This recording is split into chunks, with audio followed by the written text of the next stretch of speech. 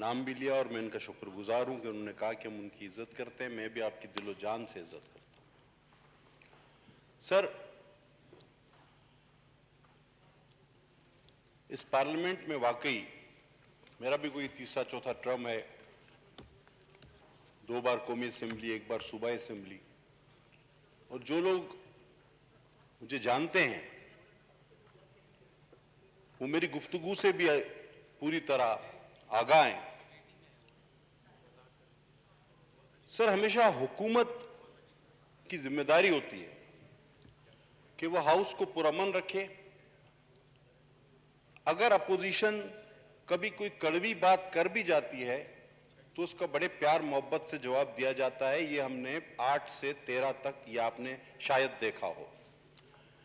लेकिन जनाब वाला,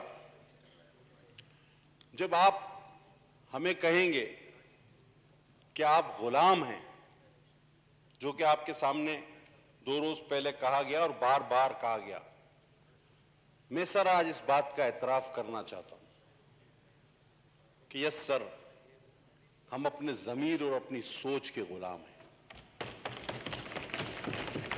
हम किस सोच के गुलाम हैं सर? हम उस सोच के गुलाम हैं जिसने फांसी चूमनी कबूल की,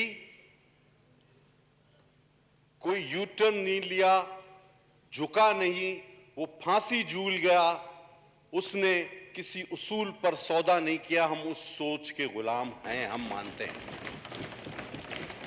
जिसने बबांगे दहल कहा कि नाकामी जावेद बसत शौक गवारा, गर्दन दरे बातिल पे झुकाई नहीं जाती।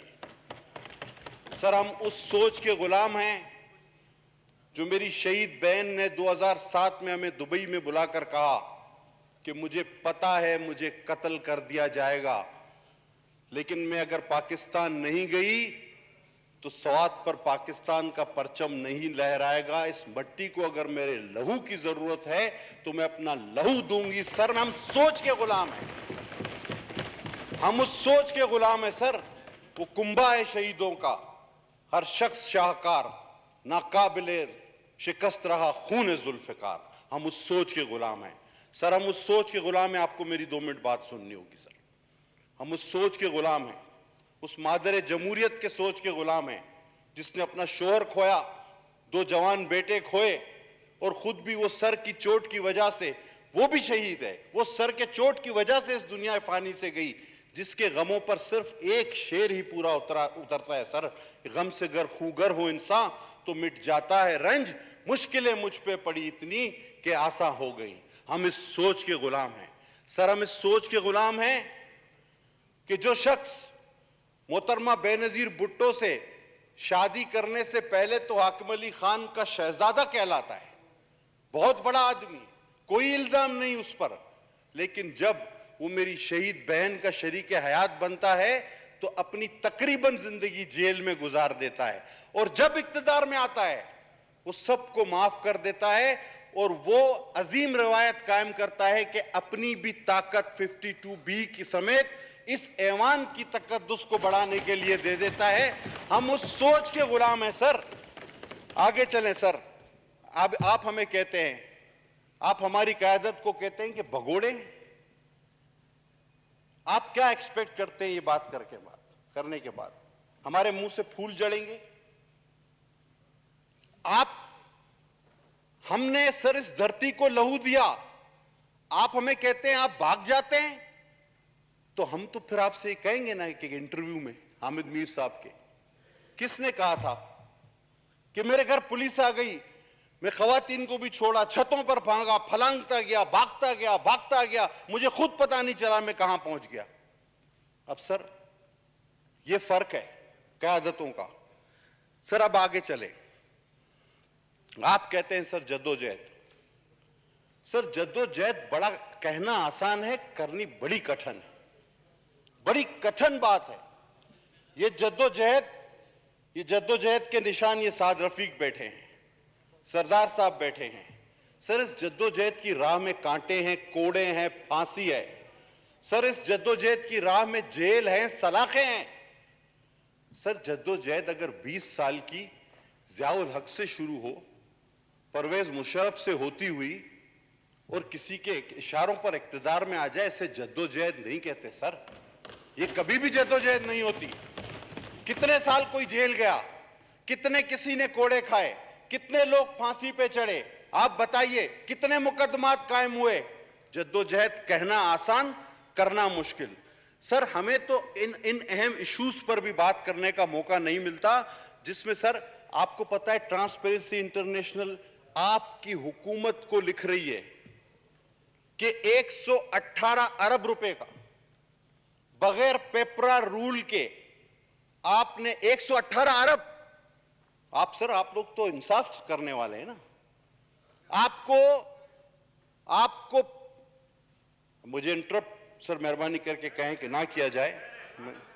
सर 118 अरब रुपए की करप्शन हुई और आपको ट्रांसपेरेंसी इंटरनेशनल लिख रहा है। पॉइंट आपका आ गया जी। सर मैं एक मिनट, उस पर इस ऐवान में आज तक कोई बात नहीं हुई।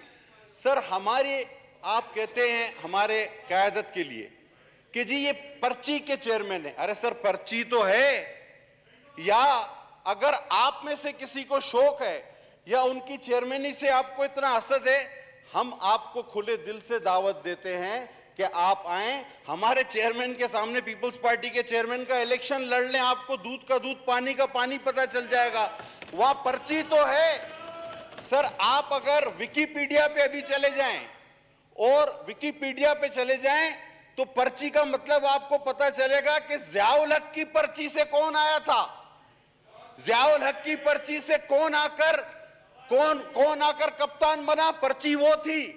ये तो वसीयत है सर, और मेरी शहीद बहन की वसीयत है। सही जी। अब सर सुन लेना, अब आप सुन हो ले। गया जी, आपका पॉइंट आ गया जी। इतनी लंबी तकरीर नहीं, मगरिब का टाइम हो चुका है, आप तो पूरा यहाँ पे तकरीर आपने शुरू कर दी है। लोग यहाँ पे सरदार रियाज साहब ने माहौल बनाया, आप किधर और ले गए इसको। जी जनाब फ़हीम खान साहब, जी फ़हीम खान साहब,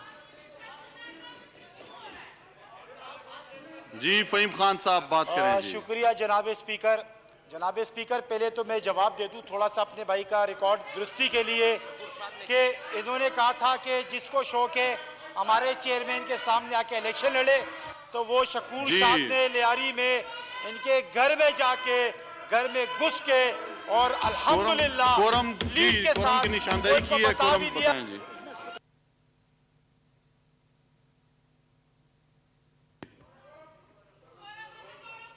आप उस पे माइक पे आए, माइक पे बताएं, कोरम की निशानदेही करें जी। जी अब्दुल कादिर पटेल साहब, कोरम की आप माइक खोलें तो सर बता दूं ना सर, निशानदेही करें। सर मैं कोरम पॉइंट आउट कर रहा हूं, आपने मुझे बात पूरी नहीं करने दी जी।